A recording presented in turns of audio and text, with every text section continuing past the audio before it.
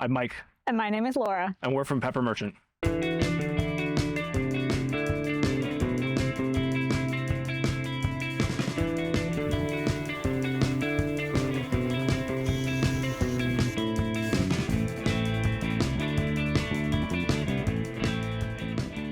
Yeah, about 8 years ago, my wife and I were working around in the kitchen trying to find something to make, and we love spicy food, but we couldn't find habaneros at a local grocer.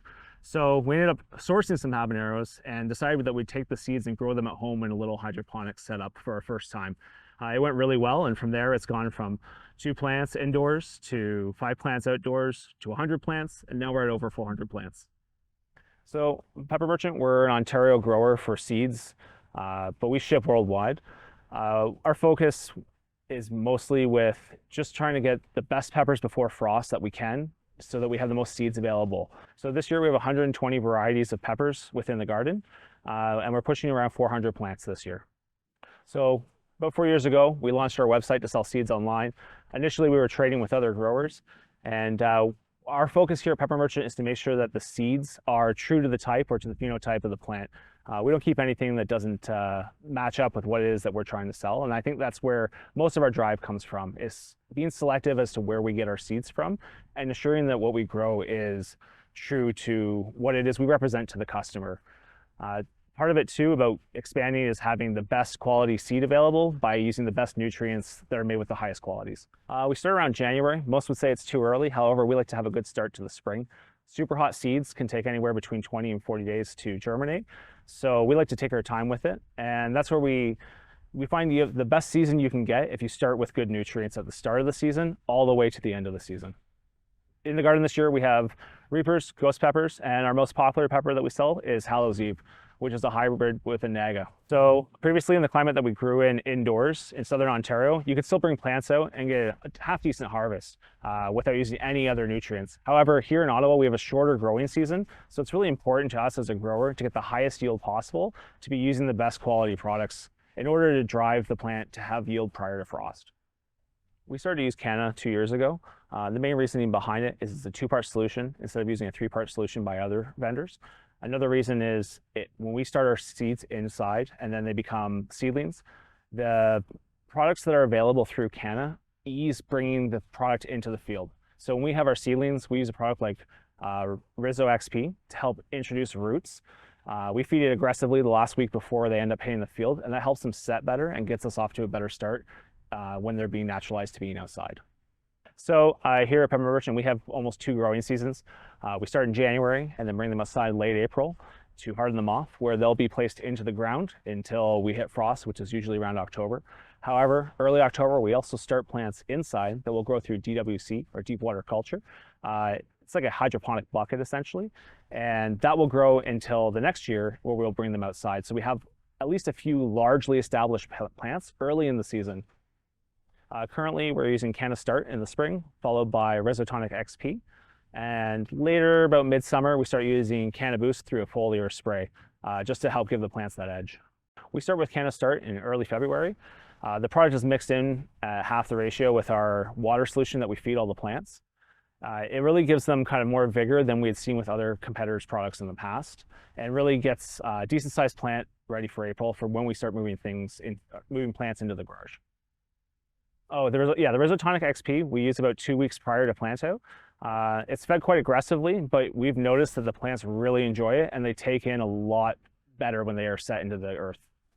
Starting about June, we start using Boost, and I found that with peppers, it really drives a lot more foliage to the top of the plant, which is great because then you can get that nice stable canopy for all the pods to hang underneath. The plants really like the Boost, and it's really easy to apply through a foliar spray. We're looking at using the Cana Aqua Vega product, which is going to be utilized within the bucket with the bubbler, and then the plants absolutely enjoy it. We've used it in the past, and we're going to be using it again this year. Supplying nutrients in a consistent manner prevents cracking or bursting of peppers. When you have that happen, the pod's basically unusable.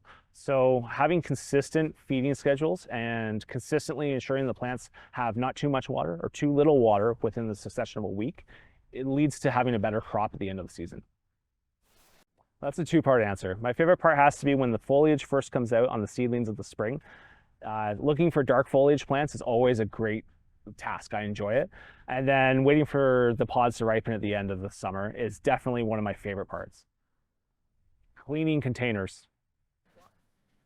Yeah, any advice I can provide anyone is start small, do a few plants at once. No need to have 10 or 20 plants. Focus on the types of peppers you really enjoy the most, and just work with the plant and the nutrients to drive what you see you want out of the product.